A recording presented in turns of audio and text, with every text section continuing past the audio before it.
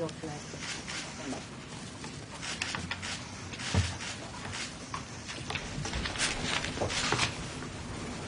Good afternoon and welcome to the European Commission press room.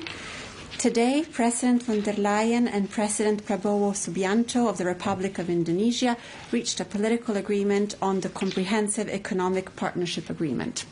President, the floor is yours. Yes, thank you. Dear Mr. President, it's a great pleasure to welcome you here in the Parlement in Brussels. This is our first meeting here in Brussels and hopefully one of many to come, because Europe and Indonesia have a lot in common.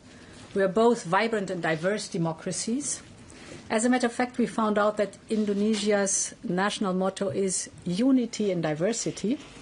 One of our core sentences in the European Union is united in diversity. So we share common values and ambitions. For example, we are both committed to a clean energy transition that leaves no one behind. And I'm so glad that our Just Energy Transition Partnership is a success. Mr. President, we're living in turbulent times, and when economic uncertainty meets geopolitical volatility, partners like us must come closer together. So today we're taking a big step forward in this partnership, and we're doing so in three key areas. The first is trade. I am very pleased to report that we have just reached a political agreement on an ambitious free trade agreement. It's a comprehensive economic partnership agreement. We call it CEPA. After 10 years of negotiations, we have achieved a breakthrough. So, Mr. President, I want to thank you for your leadership. Together, we are sending a strong message about the importance of predictable, long-term partnerships. Partnerships that are built on trust, reciprocity, transparency, and shared values. This new trade agreement will bring great opportunities to both our people. Indonesia is one of the largest economies in the world, with a GDP of 1.2 trillion euros. It is a leading supplier of goods that are vital for the digital and green transition, and it represents a growing market of over 287 million people. Together, we represent a market of 730 million people. Indonesia is also the ASEAN country with the largest economy, but today it is only the European Union's fifth trade partner in the region and the European Union's fifth largest recipient of foreign direct investment among the ASEAN countries. So there's a lot of untapped potential in our trade relationship, and therefore this agreement comes at the right time, because the new agreement will open new markets. It will create more opportunities in key industries. Business active in agriculture, in automotive, and in services will massively benefit from it. This agreement will also help strengthen the supply chains of critical raw materials that we need to power the clean and the digital transition. We want not only a secure supply, but we want responsible supply. This we have in common. That means respect for the environment, respect for the local communities, and a clear focus on good jobs and local value creation. This is the European way of doing business, and you can count on us. My second point is on geopolitics and security.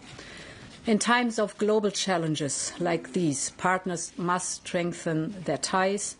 Europe and Indonesia share a deep commitment to peace, to stability, and a rules-based international order.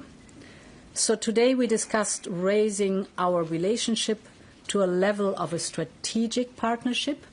This would mean a long-term commitment based on trust, reciprocity, and mutual benefit.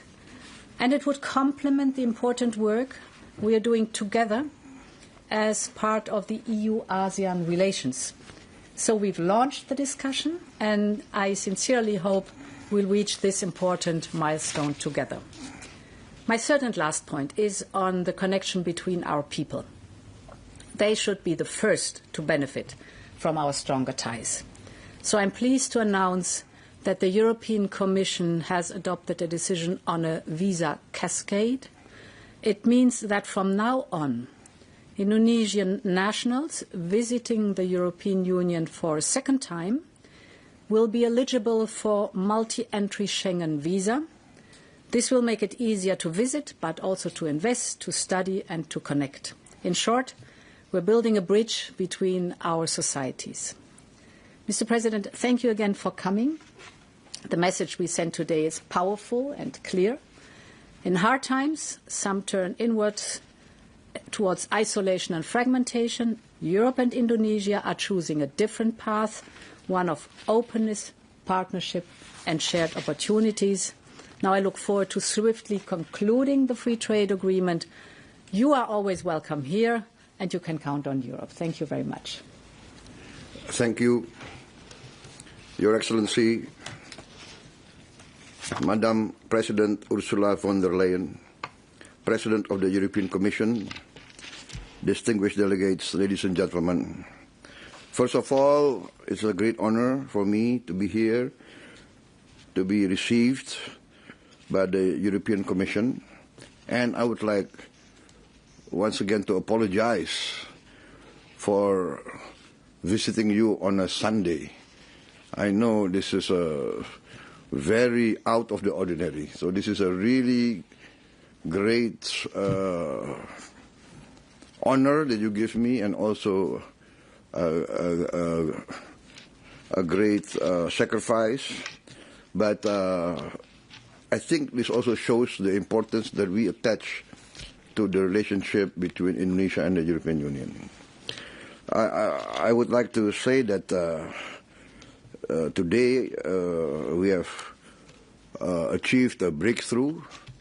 After 10 years of negotiations, we have concluded the agreement to have a comprehensive economic partnership agreement, which basically is a free trade agreement.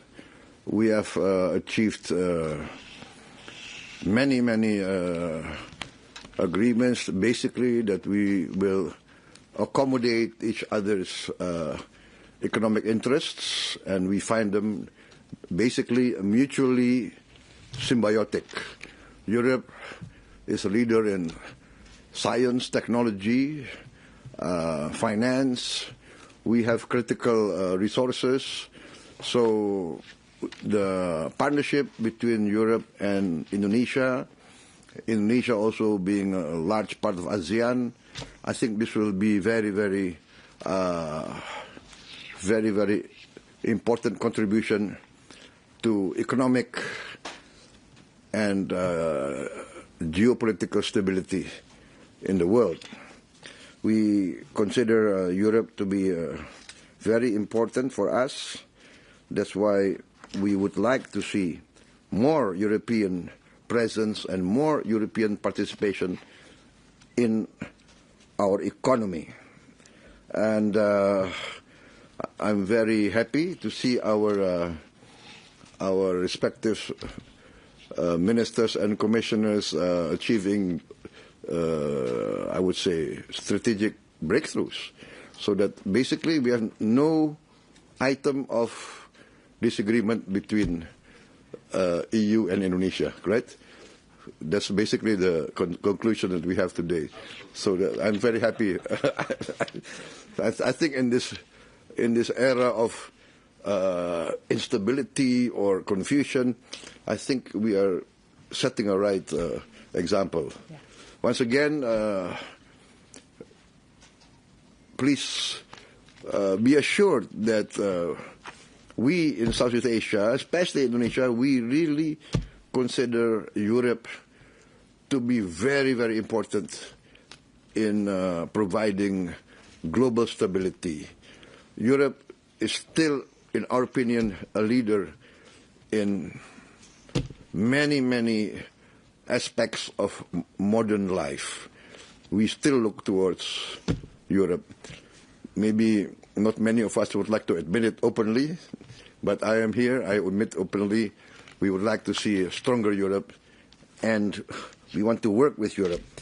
So I think basically that is what I would like to say, and I hope when we implement these agreements, we can sign the implementation agreement, if possible, here in Brussels again. That gives me another chance to visit Brussels. Thank you very much, Your Excellency. This is a happy day for me. Thank you very much. Thank you. Thank you very much. Thank you very much. Thank you very much to both. We will now be ready to take a couple of questions, given the interest in this matters. Christian, you have the floor first. Thanks a lot. Christian Feld, ARD German Television. It's a question to President von der Leyen on President Trump's letter. Tomorrow, the first set of countermeasures will kick in that were suspended. Of course, you have to synchronize with the member states, but what is the Commission's position on that? Keep them suspended until August or let them come into effect? Thanks a lot. Yes, indeed, the United States have sent us a letter with measures that would come into effect unless there is a negotiated solution. So we will therefore also extend the suspension of our countermeasures till early August. And at the same time, we will continue to prepare further countermeasures so we are fully prepared. Very important in this is always the second and the third element. The second element is to diversify our trade relationships. So this big and important political agreement on a free trade agreement with Indonesia is today a huge milestone forward and shows that we are looking for new open market. And the third element, of course, is working on the single market itself, deepening the single market, because this is our safe harbor. You want, President, you want to add? No? Okay. Then we will take a second question. Second question, Francesca. Madam President, Francesca Bazzo, Corriere della Sera. The EU received the letter from US. You always choose the dialogue as a strategy, but apparently is not paying off. So what is your reaction to this letter that has some strong tone? Thank you. So we have, as you know, a two-track approach. It's very important. We have always been very clear that we prefer a negotiated solution. This remains the case, and we will use the time that we have now till the 1st of August. And on the second track, since the very beginning, we have worked and now are ready to respond with countermeasures. We've prepared for this, and we can respond with countermeasures if necessary. So this two-track approach pays off because we are prepared. Thank you very much. I think we have taken our couple of questions. There's another hand I see. Yeah. You want to ask to me? Or not? Yes. Ask, please, Mr. President. Please don't ask a hard question. Thank you. Yes, I guess I would love to ask two questions, actually, a sort of double-barrel question. One starting with you. I wonder, you talked a little bit about the fact that you still look to Europe as a leader in the world. I wonder if you see it as something that could replace the United States and as something that could sort of fill in the gaps that the United States is leaving as it pulls back. And then President von der Leyen, I wonder if the ACI, the anti-coercion instrument, is on the table as you consider preparing further countermeasures. No, I think the United States will be always a very important leader in the world. But I consider Europe to be also a very important factor in the world civilization. The history of Europe, Europe is in the leading edge of many science, technology, etc. And Europe is always leading the world in upholding democratic values, human rights, etc. So we consider Europe still a very important factor, and we would like to see a very strong Europe. This I think, is part of this the world architecture of let us say multipolar and powers that will contribute to peace and stability, because the planet is getting smaller. So everything now is interconnected, and climate change is a fact of life.